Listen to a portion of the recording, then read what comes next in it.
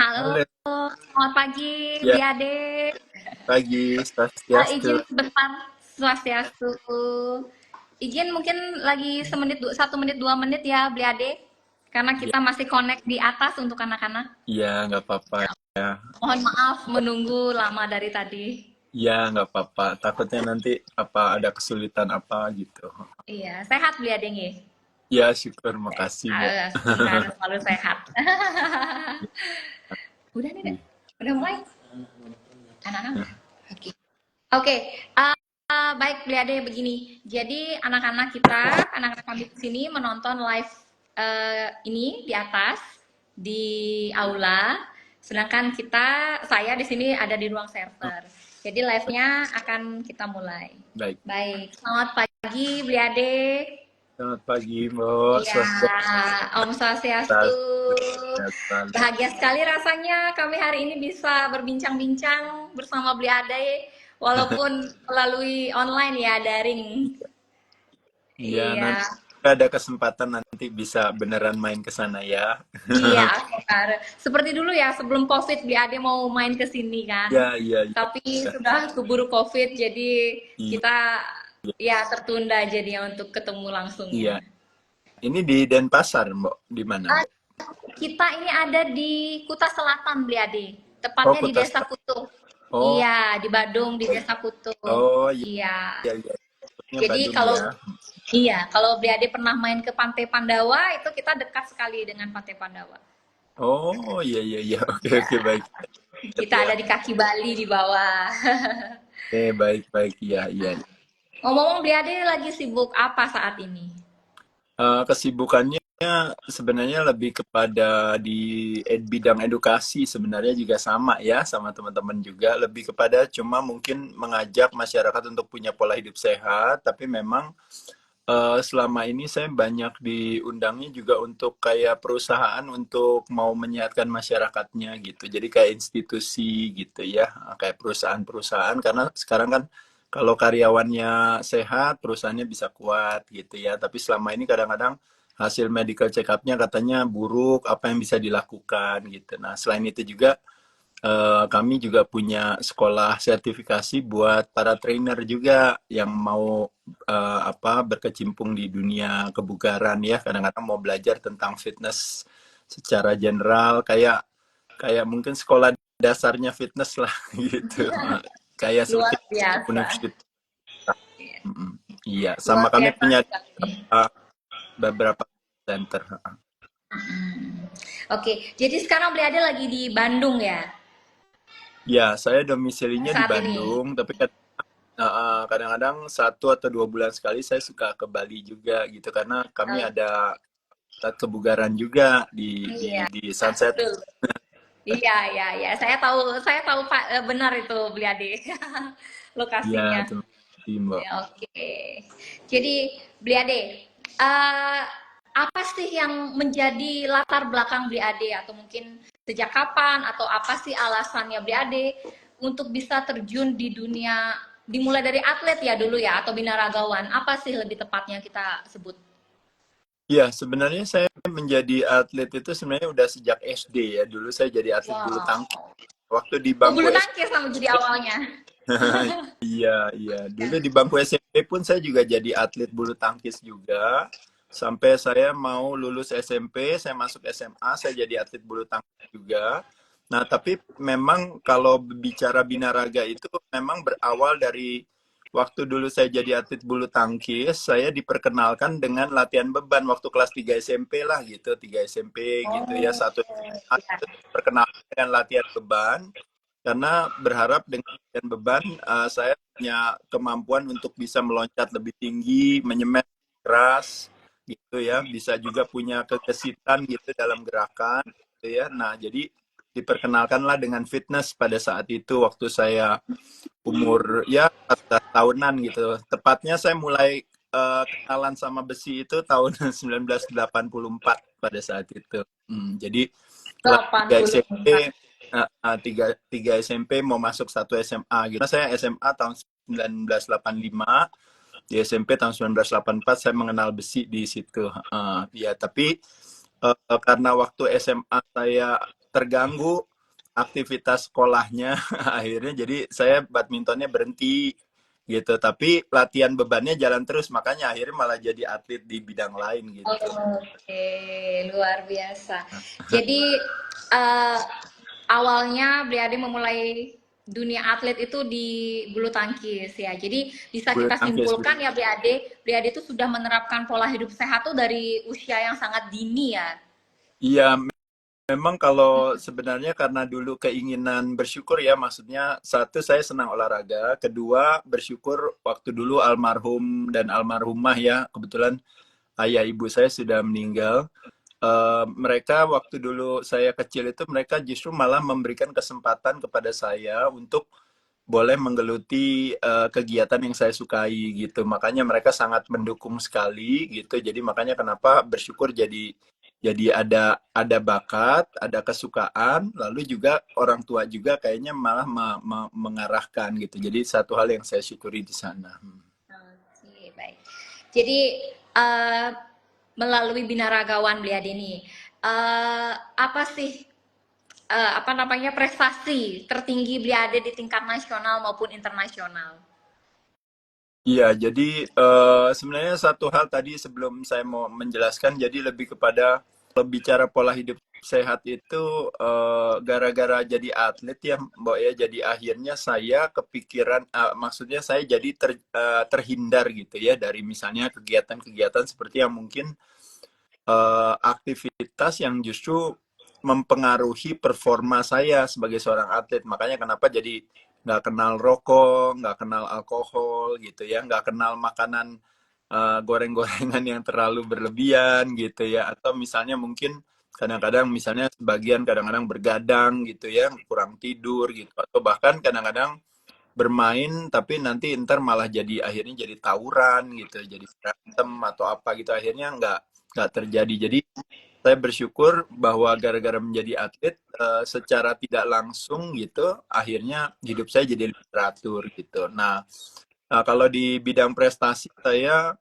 dulu berawalnya sebenarnya kejuaraan binaraga pertama saya pertama kali itu di Bali itu sebenarnya tahun 91. Waktu itu saya udah jadi mahasiswa pada saat itu. Jadi ini uniknya di binaraga beda dengan di bulu tangkis mana saya jadi atlet sejak umur 8 tahun gitu ya atau 9 tahun.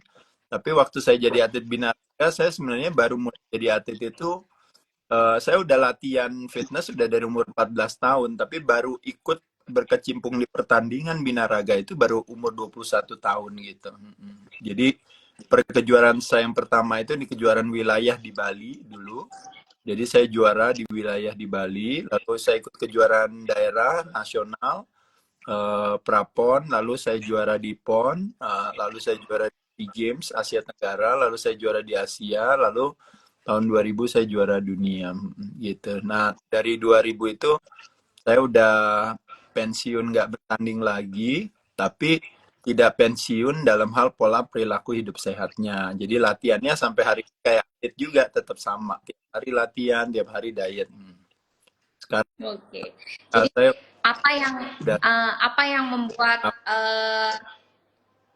apa yang membuat Bli Ade itu menjadi konsisten setelah pensiun tapi tetap konsisten untuk menerapkan pola hidup sehat, diet sehat seperti itu. Apa kira-kira nih yang membuat Bli Ade memutuskan untuk oke, lanjutkan. Apalagi kan kita lihat nih banyak fenomena setelah apa ya? Selesai banyak atlet kan yang setelah melewati masa pensiunnya stop begitu. Jadi apa nih kiat Bli Ade sehingga Bli Ade tetap memilih untuk konsisten?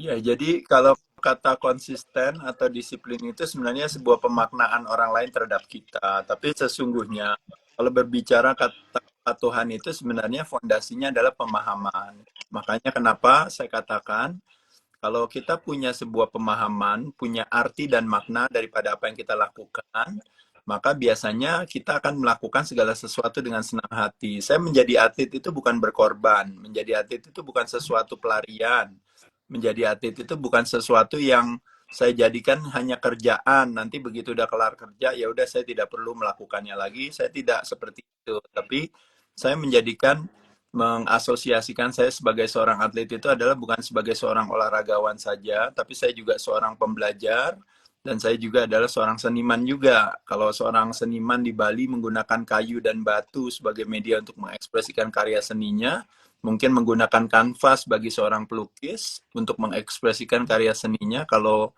atlet binaraga menggunakan tubuhnya sebagai media untuk mengekspresikan karya seninya. Nah, pertandingan hanya salah satu daripada konfirmasi atau simbol-simbol saja.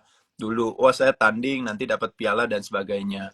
Tapi bodybuilding sendiri tidak sebatas sebuah pertandingan, tapi ternyata bodybuilding atau binaraga itu ternyata melebihi daripada sebuah pertandingan, di mana dia adalah sebuah gaya hidup yang sehat, yang bisa saya lakukan. Oh ternyata kalau saya olahraga tiap hari, ternyata badan saya jadi lebih fit, badan saya jadi lebih sehat, kalau badan saya jadi lebih, kalau boleh dibilang jadi lebih kuat gitu ya, lebih semuanya.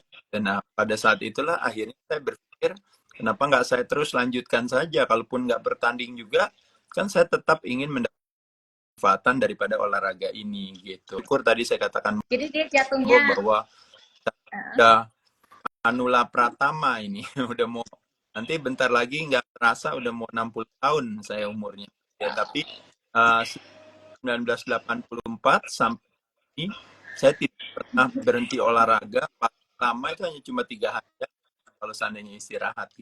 Selebihnya di hari no. udah latihan lagi, udah olahraga lagi terus. Jadi sejak itu nggak pernah berhenti olahraga. Ya kan?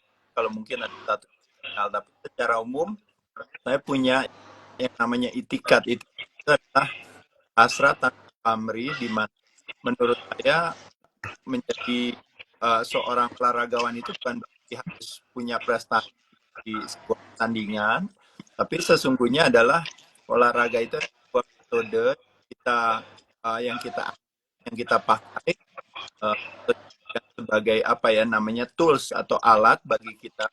Substansi atau esensinya kan adalah sehat, gitu ya.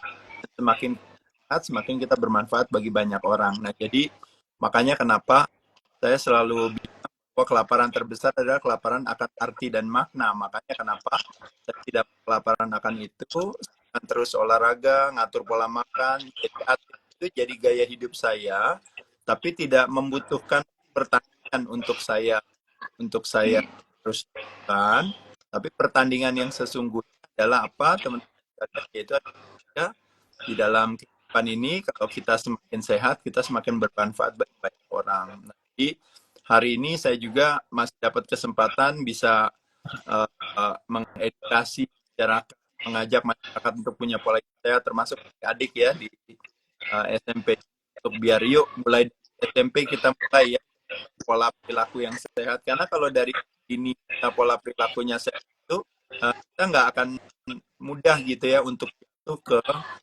hal-hal yang misalnya, karena sekarang ini kan kita semua sebenarnya dasarnya punya kesempurnaan ya, artinya kalau motornya masih baru masih bagus, kalau dari awal dirawat itu kan jadi senang banget, jadi lebih mudah dibandingkan nanti kalau udah kita semena-mena dengan badan kita ya, dengan sehat kita, ketika dia pergi dari kita untuk mencarinya mahal dan susah. Tapi pada saat dimana adik-adik masih punya kesehatan, sekarang menjadi mudah dan murah. Makanya kenapa dari sejak dini, dari SMP, kalau ada olahraga menjadi satu fokusnya, olahraga apapun yang dijalankan, kalau adik-adik jalankan olahraga tersebut, tanpa disadari sama adik-adik, enggak saya nggak mau ngerokok, karena kalau ngerokok nanti saya larinya nanti cepet capek. Enggak mau minum alkohol, nanti kalau perutnya saya nanti tambah besar, makan tambah banyak, saya loncatnya tambah tambah pendek gitu ya, tambah nggak kuat, performa saya, permainan saya jadi lebih buruk gitu ya. Jadi makanya dari kecil saya rasa membayangkan yang sama motor, kita mau kasih bensin yang terbaik, saya rasa kalau motor ada mati yang kita kendarai, nah badan kita berdaya yang kita kendarai. Jadi bayangkan badan kita kayak motor, kayak mobil, kita mau kasih bensin yang baik. Namanya salah satunya kalau kita adik-adik belajar namanya makronutrisi ya. Karbohidrat kasih kita sumber tenaga, ada protein sebagai batu bata, building blocknya atau yang utamanya ya, sel di dalam tubuh kita semuanya terdiri dari protein, itu harus diprioritaskan. Dan kalau lemak itu kita selektif aja memilih sumber lemak mana yang baik, mana baik. Nah, kita belajar tuh di ilmu olahraga dan kesehatan, mudah-mudahan nanti dipelajari ya tentang ilmu Iya, olahraga belajar. ya buat adik di SMP nanti. Siapa tahu nanti ke depannya kurikulum di Indonesia juga pelajaran tentang olahraga dan kesehatan juga bisa punya pola hidup sehat. Ya karena menurut saya itu penting ya, karena selama ini kan kesibukannya hanya cuma hafalkan aturan olahraga ya, saya rasa satu boleh aja, tapi sama sebenarnya pelajaran itu lebih pada bagaimana jadi modal dari kecil untuk kita yang dewasa secara itu diajarkan sehat akhirnya jadi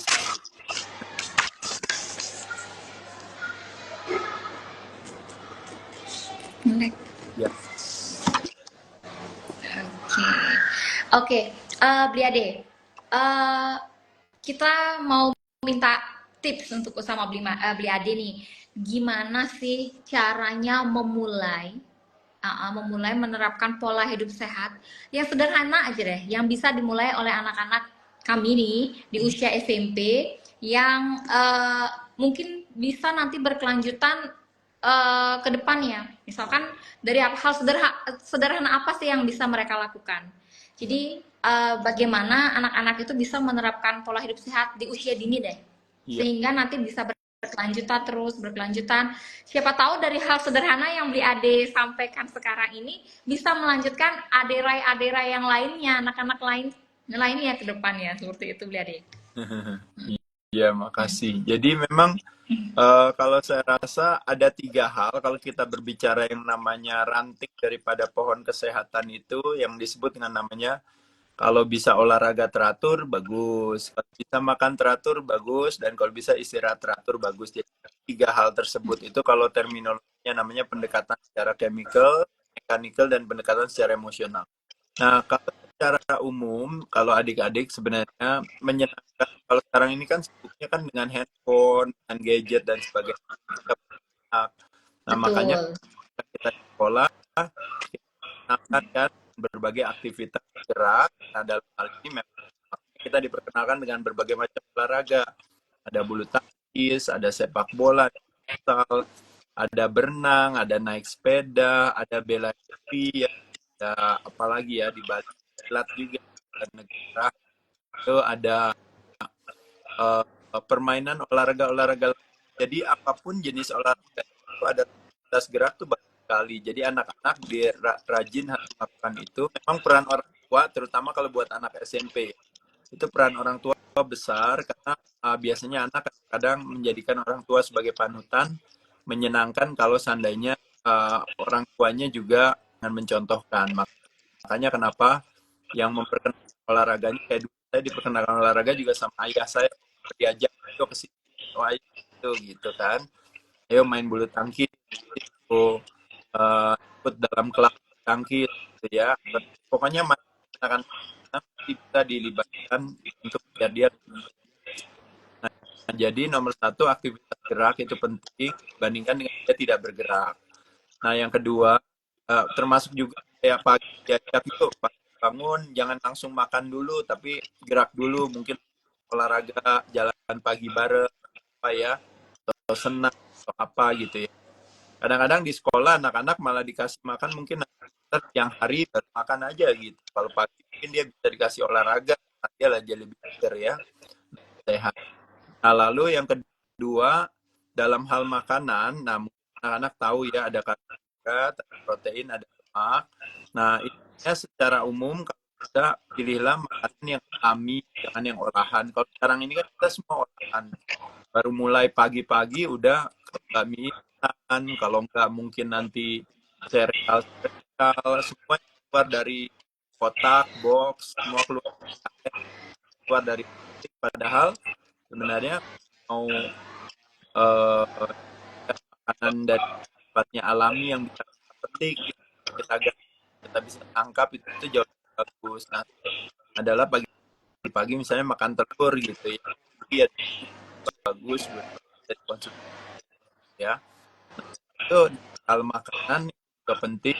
Hati-hati aja sama terutama kalau kita sehari-hari kan makan minyak goreng ya. Nah, bukannya nggak boleh digorengnya dan nggak boleh minyaknya, tapi memang beberapa minyak goreng yang kita itu, terutama memang berasal dari lemak yang kurang baik, gitu. Karena melalui proses yang lebih panjang. Jadi, kalau bisa, ya lebih datang dari lebih alami, bisa dari alpukat, bisa dari kuning, bisa dari minyak kelapa, bisa dari minyak ikan, jangan dari kan kalau kita selama ini kan ketemunya kan jagung, minyak Thai, soy, lalu minyak goreng yang biasa kita cari itu apa baik ya. Lalu setelah itu bungkus rebus panggang, pepes ya bisa ya banyak sebenarnya penyajian makanan yang lain yang makan gitu. Dan yang terasa sekarang ini kan kalau paparan racun itu kan macam-macam, salah satu paparan racun dari cara internet. Jadi kemudian telepon lagi, game lagi, chat lagi semuanya ya. Jadi kita tiap hari ketemu itu laptop segala. Mudah-mudahan kalau mungkin adik-adik bisa kesempatan buat buat satu waktu di uh, ada keseimbangan lah gitu ya, di satu kita dekat handphone kita sama dan sebagainya, tapi setiap hari kita harus ada kesempatan juga untuk dekat dengan alam ya. Kalau kayak di Bali maka kita punya Trihita Karna, salah satunya ya, dan juga kita juga menghargai alam. Jadi tubuh manusia adalah produk alam dan alam adalah eksistensi kepanjangan. Jadi anak-anak didekatkan dengan alam. Bali ada pantai, ada sungai, ada segar, ada sinar matahari, ada tumbuh-tumbuhan, ada binatang ya. Anjing-anjing di Bali juga pastinya jadi teman itu di ya, ya, ya kadang-kadang kita juga banyak terlanjur Bali dekat dengan ada itu baik ya. Dan yang pasti kalau saya biasanya anak pada budaya sangat yang orang juga bisa bertahan karena itu alam. Kenapa sangat menarik semua pada karena keindahan dan kebudayaan kita, kebudayaan itu biasanya. Oke, jadi lifestyle-nya ya Bliade ya. Lebih Ya, kita ke ya, jadikan semuanya itu lifestyle. Oke, Bliade ini ada pertanyaan dari anak ya, kami. Apakah anak usia SMP sudah boleh nge-gym? boleh. Boleh ya. Hmm. Ini SMP itu nggak seperti dulu. Kalau dulu kan mungkin di tahun 80-an, 90-an kan kenapa ada aturan 15 tahun ke bawah gitu kan. Memang pada dasarnya anak-anak remaja semua memang pada masih kecil-kecil sebagainya. Kalau sekarang ini anak SMP juga udah tinggi-tinggi, sebagian overweight, kelebihan berat badan. Jadi gym itu kan sebenarnya metode alat gitu ya. Jadi yang dipakai untuk bantu kita supaya sehat. Jadi kenapa nggak kita bisa lakukan sejak dini nggak apa-apa ya. Tapi memang kalau alasan anak kecil nggak boleh nge-gym bukan alasan gymnya yang bahaya itu adalah keselamatannya, takut ketiban alat gitu, atau misalnya kecelakaan. Jadi bukannya manfaat. Kalau anak kecil bisa push up kan bagus. Nah, kalau push up di gym itu press namanya. Anak di gym kadang-kadang pull up ngangkat badannya kan bergelantungan gitu. Nah di gym ada alatnya lat pull down itu juga bagus. Jadi gym baik selama kalau khusus nanti apa guru nya atau tutornya yang memang menjadi supervisornya aja. Jadi ada super karena. Oke, pertanyaan kedua Bli Ade. Olahraga apa yang sebaiknya saya ambil untuk memaksimalkan pertumbuhan saya? Saya rasa semua olahraga baik adanya. Iya, jadi olahraga apa aja bagus. Karena anak-anak diperkenalkan dengan berbagai aktivitas olahraga, mereka setiap olahraga punya disiplinnya masing-masing. Apapun olahraganya saya rasa baik ya, bagus. Yang penting pokoknya hati-hati aja dalam menjalankan gitu ya, karena kadang-kadang kita selalu punya ego kan ya, jadi ego yang besar akhirnya jadi terjadilah ego lifting, ego running, lalu ego yang lainnya sehingga akhirnya jadi cedera. Kita maunya olahraga, kita dapatkan manfaatnya, kita minimalkan resikonya. Oke. Selanjutnya, Bli Ade. Dari anak-anak masih ini seputaran pertanyaan dari anak-anak kami ya. Eh, untuk menjaga daya tahan tubuh, sarapan apa yang paling Bli Ade rekomendasikan untuk Makan anak-anak seusia telur aja, SMP? makan telur aja. Telur, Ya, makan. telur rebus ya Bli Ade ya, lebih tepatnya ya. Ya, telur bisa berbagai varian, bisa direbus, bisa setengah matang, bisa Uh-huh. sapi, bisa orek, bisa ya macam-macam boleh. Macam-macam. Jadi Ah, telur nih, telur yang paling ya, direkomendasikan.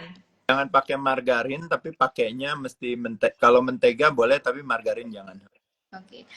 Kenapa Beli Ade? Mungkin anak-anak masih banyak ada yang belum paham ya. Kenapa telur itu bisa paling Beli Ade rekomendasikan? Karena telur adalah sumber protein yang baik buat badan kita, buat sel di kita gitu. Jadi dia lengkap sebenarnya. Kalau secara kalau kita berbicara itu namanya sesuatu yang esensial yang dibutuhkan oleh tubuh. Nah, nanti kalau kita makan telur itu dipecah oleh tubuh kita menjadi namanya asam amino. Nah, asam amino itu ada jumlahnya ada 20.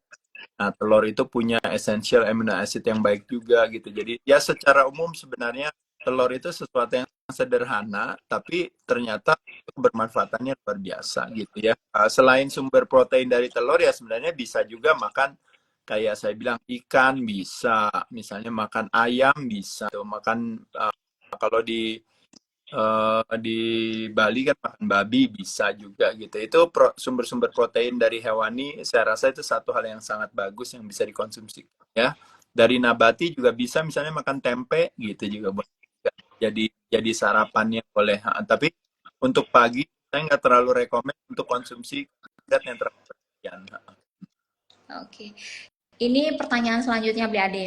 Mungkin tadi Beli Ade sudah menyampaikan, tapi mungkin anak-anak kami masih pengen lebih ditekankan kembali. Jadi pertanyaannya apa sih yang memotivasi Pak Aderai untuk selalu melakukan atau menerapkan pola hidup sehat? Ya, jadi ketika kita sehat itu ketika kita punya penampilan yang baik itu kan sesuatu yang menyenangkan bagi kita ya. Saya bersyukur dari kecil dari lahir itu terakhir masuk rumah sakit kan mungkin pas lahir dulu aja, habis itu sampai hari Oh, ya nggak mantap. pernah maksudnya nggak pernah menyusahkan orang lain itu intinya ya. Jadi makan kita senang jadi bener jadi nyusahin orang lain. Ternyata murah kok, nggak mahal, habis beli obat, mesti ke apotek, mesti operasi, mesti opname di rumah sakit banget ya biar apa mendingan uangnya dipakai buat yang lain aja. Tapi memang sekali lagi jangan kita salah paham kalau makanya saya selalu bilang sehat tidak menarik kalau kita masih mencari, tapi menjadi menarik pada saat dia pergi dari saya, pada saat kita sakit kita sadar aduh saya kepengen sehat, tapi waktu sehat kita mena-mena dengan jadi kalau kesadaran itu makanya kenapa motivasi itu dengan sendirinya akan hadir datang. Makanya kenapa tadi saya katakan kita nggak butuh motivasi. Kenapa? Karena kita punya pemahaman motivasi dengan sendirinya.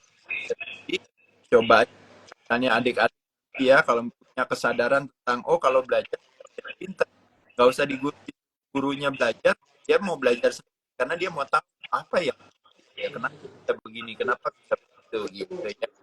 Saya rasa memang pemahaman kenapa juga waktu belajar kita sama wah saya belajar buat orang tua aja, buat ibu aja yang paksa gara-gara saya belajar. Tapi kalau boleh jujur nanti kalau teman nanti beranjak dewasa teman-teman sadar oh ternyata waktu kita kecil kita belajar itu bukan buat orang lain, oh bukan buat orang tua kita, bukan buat guru kita, tapi ternyata buat kepentingan kita sendiri. Kayak teman-teman dari belajar sepak bola, belajar main bulu tangkis, diajar berenang. Kan yang kita sendiri bisa berenang ya. Hanya yang untuk nah, jadi kayak kita belajar matematika lagi SMP. Nah, ilmu berhitung itu menjadi modal kita buat terjun ke ya. Saya rasa, pemahaman itulah yang menjadi kan di Indonesia dan di kota selatan ini juga guru-guru itu. Jadi sehat itu bersahabat dengan pertemanan hati, sakit bersahabat dengan perawat. Jadi dalam anak itu jangan diajari dengan uh, uh, dengan mengedepankan rasa takut ya kepada mereka, tapi kedepankan dengan rasa suka dan senang gitu ya. Jadi pelan-pelan kalau adanya dia karena tidak ada bodoh ya.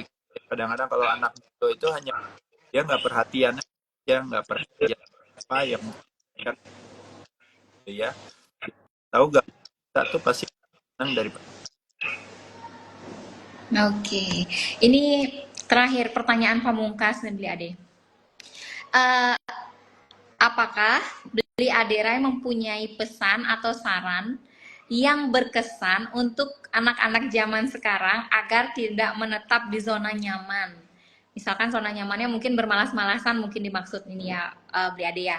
Dan mulai bangkit mencari pengalaman serta mencoba hal-hal baru yang positif di hidup kami ini, di hidup mereka. ya. Jadi teman-teman yang pertama saya rasa adalah lebih kepada kita cari tahu aja apa yang kita mau. Ya, kalau dulu saya kebetulan maunya jadi atlet gitu.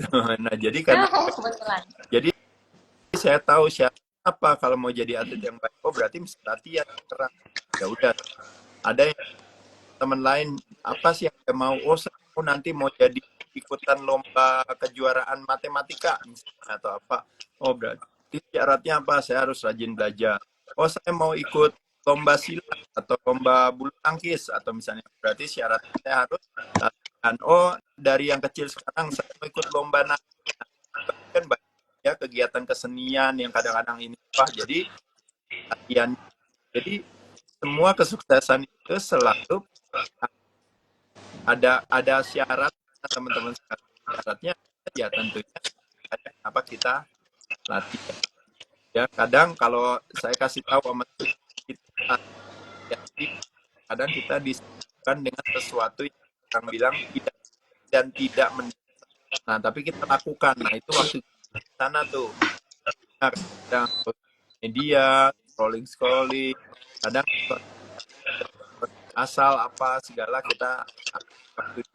Tapi kalau ada istilah kita ya untuk saya kalau ya saya mau bikin sesuatu yang saya penting meskipun nggak mendesak tapi waktu saya banyak di sana biasanya dipakai di apa yaitu latihan belajar lalu mungkin bertemu sama orang-orang yang juga itu yang memotivasi. Kalau mau bikin TikTok, Instagram, mau liatin YouTube, lihatlah sesuatu yang ketika kita tonton itu bermanfaat bagi saya gitu. Jangan cuma jadi hiburan, saya tidak dapat apa dari tontonan itu.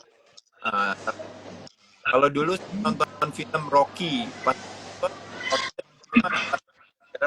film tentang petinju gitu di lalu gara nonton pertandingan tangkis saya pelajari saya belajar gara-gara saya nonton acara masak saya jadi ngerti oh saya bisa masak sendiri gitu. Nah kayak sekarang nonton acara saya di YouTube Dunia Derai pas ditonton saya sama papan tulis langsung turun badannya ya jadi bagus ya jadi nonton sesuatu tapi gitu jangan nonton sesuatu waktu habis tanya kita ikutin perjalanan artis wah dia ngapain dia sama siapa pacarannya sama siapa kita harus tahu tapi dapat manfaat ya. Jadi buat teman-teman ikutinlah tontonlah tontonan manfaat yang nanti bisa membantu jadi ya gitu. itulah gunanya menurut saya namanya apa media sebagainya gitu. Karena kita harus bisa bagi ya, dan itu juga sebenarnya sekolah ya, ya kita semakin pintar jadi kita semakin. Oke, lihat deh satu lagi nih pertanyaan untuk mengobati rasa penasaran anak-anak kami. Saat menjadi atlet, apakah Bli Ade Rai pernah mengalami cedera dan bagaimana cara Bli Ade untuk bangkit dari rasa cedera tersebut? Iya, jadi kalau cedera bisa disebabkan karena masalah teknis ya, bisa karena ego bisa karena kurang pemanasan bisa, karena ngangkatnya keberatan bisa, karena ngangkatnya salah bisa juga, gerakannya salah juga bisa juga ya, karena kecelakaan yang memang tidak kita harapkan bisa juga ya. Tapi memang kita, makanya kenapa kita harus sadar, sebisa mungkin kita kalau latihan atau apapun juga kan kita tahu kita mau mengoptimalkan manfaat, meminimalkan resiko. Jadi saya bersyukur selama saya jadi atlet sampai tahun 2000 itu saya boleh dibilang hampir nggak mengalami cedera gitu ya. Tapi setelah kelar jadi atlet belakangan baru banyak cederanya gara-gara mungkin udah makin tua kali ya, tapi latihannya masih terus berlanjut gitu. Tapi waktu jadi atlet saya nggak banyak cedera. Dan balik lagi teman-teman sekalian, makanya kenapa kalau seandainya ya kalau lagi muda itu cedera itu cepat dia pulihnya ya. Tapi kembali lagi teman-teman nggak mau jagainnya egonya aja lah. Kalau kita jadi atlet itu mesti punya bisa kontrol ego kita gitu. Nah, kalau egonya terlalu berlebihan dan tinggi nanti ya ya sama lah kayak dalam sehari-hari ketika dia terlalu sombong akhirnya dia jatuh ke lubang gitu ya. Nah, jadi saya rasa juga sama kalau kita olahraga juga kita mau yang optimal ya apa tapi mau memaksakan karena kalau terlalu berlebihan itu namanya overtraining atau terlalu berlebihan akhirnya under recovering atau kurangnya istirahat yang ada nanti jadi badannya bukan tambah sehat malah tambah ini. Nah kalau di binaraga itu yang ego itu sering terjadi cedera atau akhirnya sakit itu karena penyalahgunaan obat itu kayak anabolic steroids, performance enhancement drugs, yang enhancing drugs. Jadi bukan baik. Kurang lebih Oh, itu, Mbak. iya, terima kasih Bli Ade. Perbincangan kita pagi ini benar-benar daging semuanya yang saya dapatkan. Isi semua Bli Ade ya. Bukan cuma untuk anak-anak, tapi saya sebagai pendidik pun benar-benar merasa lah manfaatnya. Benar-benar apa yang Bli Ade katakan dari awal sampai barusan menjawab pertanyaan anak-anak itu luar biasa sekali semuanya. Sangat menginspirasi Bli Ade. Baik, Ya, uh, terima kasih. Saya mungkin cuma terakhir Bli Ade. ya, saya mau Terakhir Bli Ade. sampaikan buat adik. Ya Ya, betul. ya, saya mau Silakan Bli Ade. menyampaikan syukur dan terima kasih udah bisa diundang. Ini satu saat kita bisa bersua di yang lebih ketemu lagi ya, langsung. Iya, Nah, Sungkare. Semoga ada waktu dan ya kesempatan. pasti buat adik-adik kita semua masih muda, kita ada lingkungan yang positif ya, yang ya juga kita juga punya para pendidik pengajar yang baik ya. Uh, ya, dan ya sekarang ada kesempatan buat belajar, masih punya kesempatan, punya kesehatan, masih punya kesempatan punya orang tua, masih punya kesempatan untuk macam-macam ya namanya masih muda ya. Kalau itu bisa dimanfaatkan sama adik kita dari muda kita punya kesadaran ini, saya rasa bagus sekali. Adik-adik itulah gunanya kenapa orang tua kita kan adik-adik selalu nggak lupa ya melakukan trivia, aktivitas kegiatan kayak itu buat kita sebagai jadi orang yang baik dan benar. Nanti saya yakin fondasi lah adik akan ke depannya jadi ya. Jadi hati-hati sama pola perilaku yang buruk seperti misalnya mungkin alkohol yang berlebihan jadi ikutan mabok-mabokan lalu rokok apalagi narkoba hal yang bijaksana ya adik-adik.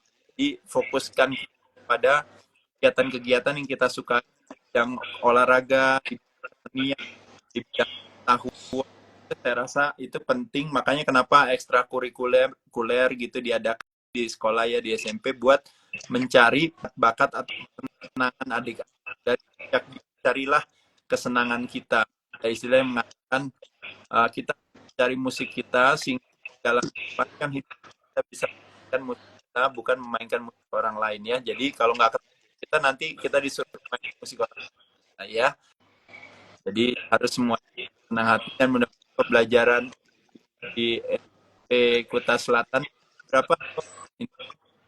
SMP 5, Beli Ade. SMP 5 ya, di SMP 5 ini buat adik-adik, mudah-mudahan nanti juga seluruh dan guru-gurunya juga semuanya punya pemahaman ini, nanti kita dengan sukacita ya. Kalau muridnya senang, hati lebih, nanti pembelajarannya lebih mudah tersampaikan, dan anak-anak Itu cerdas dan betul sekali itu, Beli Ade. ya suasananya harus Oke. menyenangkan. Iya, terima kasih banyak Bli Ade. Di sela-sela kesibukannya Bli Ade masih menyempatkan untuk menerima live kami, berbincang-bincang dengan kami, berbicara seputaran hidup sehat. Semoga Bli Ade sehat selalu. Doa kami agar visi dan misi Bli Ade dalam membangun masyarakat yang sehat itu bisa terwujud dengan maksimal. Bisnis Bli Ade juga semoga fitness centernya bisa bertambah banyak lagi di setiap kota yang ada di Indonesia. Jadi supaya kedepannya itu usaha Bli Ade itu benar-benar terwujud di Indonesia ini. Dan di Bali sih khususnya ya Bli Ade ya. Ya, makasih. Iya. Ya. Kalau teman ajar di pasti ya. Kita juga titip salam untuk keluarga di sana, semoga sehat selalu, berserta tim Bli Ade juga, semoga semuanya sehat dan dalam perlindungan Tuhan. Terima kasih atas informasi yang luar biasa di hari ini Bli Ade. Jadi kita cukupkan Bli Ade nggih, karena ini juga sudah hampir sejam kita ngobrolnya. Semoga kita bisa bertemu. Ya, terima kasih adik-adik semua. Sampai jumpa. Sampai jumpa. Semoga kita bisa bertemu. Om Santi Om. Santi Om. Iya.